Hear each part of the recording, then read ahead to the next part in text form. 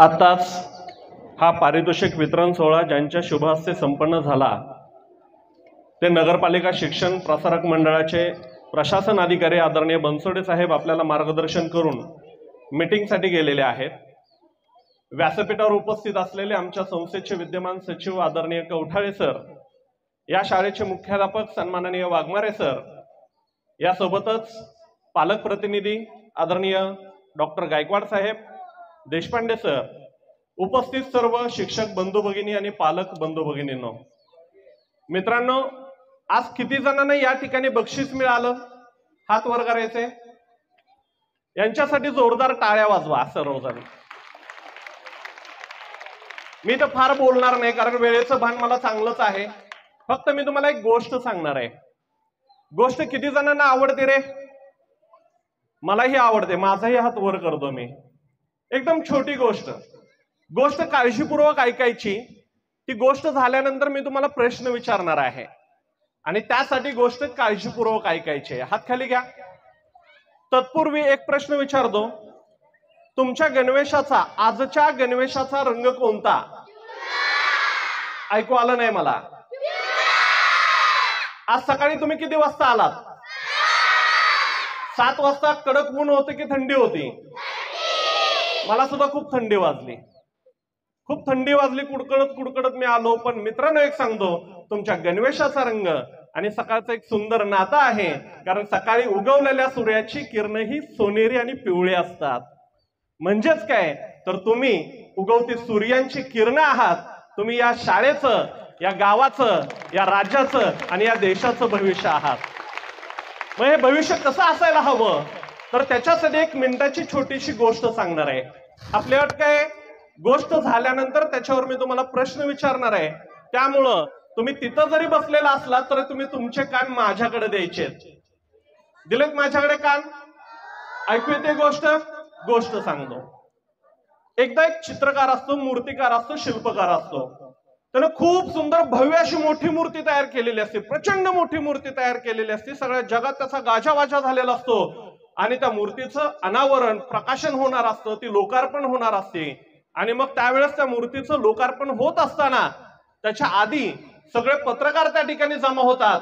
त्या मूर्तीचं अनावरण होतं, लोकार्पण होतं। ती सगळी मूर्ती बघून सगळेजण अवाक होतात आणि पत्रकार त्यांना प्रश्न विचारतात की ही मूर्ती तुम्ही तयार कशी केली? मित्रांनो, त्यावेळी दिलेलं उत्तर खूप सुंदर होतं। तो शिल्पकार, तो मूर्तिकार म्हणाला की खरं सांगू का, सगळे पत्रकारांना आता वाटलं की ते सांगतील की कुठलं माध्यम वापरलं, कुठली शस्त्रास्त्र, कुठली साधनं वापरली, कुठली सगळं जे काय वापरलं ते सांगतील, कुठलं माध्यम वापरलं। पण मित्रांनो, त्यावेळी त्या शिल्पकाराने एक उत्तर सुंदर दिलं होतं। तो शिल्पकार म्हणाला की मी मूर्ती तयार केलेली नाही। तयार केली नाही म्हटल्यानंतर सगळे अवाक होऊन त्यांच्याकडे पाहायला लागले। परत पत्रकाराने विचारलं की तुम्ही नेमकं काय सांगताय? त्यावेळेस मित्रांनो, त्या शिल्पकाराने दिलेलं उत्तर खूप सुंदर होतं की तो म्हणाला, मूर्ती मी तयार केलेली नाही, मूर्ती त्या दगडातच होती, फक्त मी नको असलेला भाग काढून टाकला।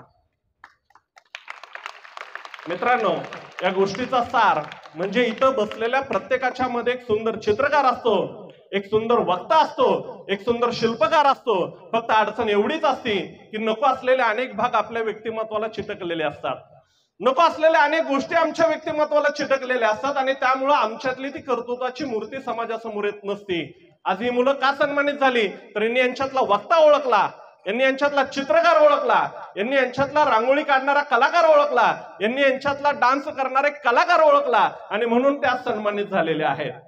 मला वाटतंय आम्ही देखील आमच्या अंगी असलेले नको असलेले भाग जर काढून टाकले तर आमचं देखील कर्तृत्व असं झळकेल आणि अशा मान्यवरांच्या हस्ते या ठिकाणी सन्मानित होईल।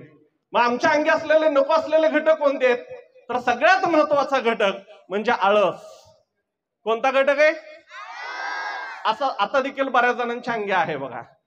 आमच्या असलेला सगळ्यात नको असलेला घटक कोणता तर आळस आहे आणि त्याच्यासोबत नको असलेला गोष्ट म्हणजे निराशावाद। म्हणजे सरांनी एखादे चित्र काढायला सांगितलं की आम्ही त्याकडे दुर्लक्षित करतो, सरांनी भाषण कर म्हटलं की आम्ही त्याच्याकडे दुर्लक्षित करतो, सरांनी गृहपाठ सांगितलं की आम्ही त्याच्याकडे दुर्लक्षित करतो। हे दुर्लक्ष करणं आहे ना, हा नको असलेला भाग जर काढून टाकला तर निश्चितच तुम्ही सक्षमपणे घडणार आहात। एवढाच या ठिकाणी आशावाद व्यक्त करतो. सगळ्यांना खूप साऱ्या शुभेच्छा देतो आणि मला विशेष आभार मानायचे नायकवडे सरांचे, कारण ज्यावेळेस वक्तृत्व स्पर्धेला मुलं पाठवायची होती त्यावेळेस त्यांनी मला इथून बोलवलं आणि आम्ही एक अर्ध्या तासाची कार्यशाळा घेतली. आम्ही सुंदर गप्पा मारल्या. कोण कोण होतं त्या गप्पांमध्ये? ही मुलं होती बघा. मला सरांचं कौतुक का वाटलं तर त्यांनी त्यांच्या वर्गापुरतं हे मर्यादित ठेवलं नाही. त्यांनी प्रत्येक वर्गातले 2-2 मुलं तिथं आणले आणि त्यांच्याशी खूप सुंदर संवाद झाला. आणि मला कवटाळे सरांना सांगावंसं वाटतं की प्रचंड पोटेन्शियल असलेली ही मुलं आहेत आणि तेवढंच पोटेन्शियल असलेले हे सगळे शिक्षक बंधू भगिनी आहेत. त्याची प्रचिती गेले 2 तास मी इथं घेतोय. प्रत्येकाने आपापल्या ठिकाणी दिलेलं योगदान खूप सुंदर आहे.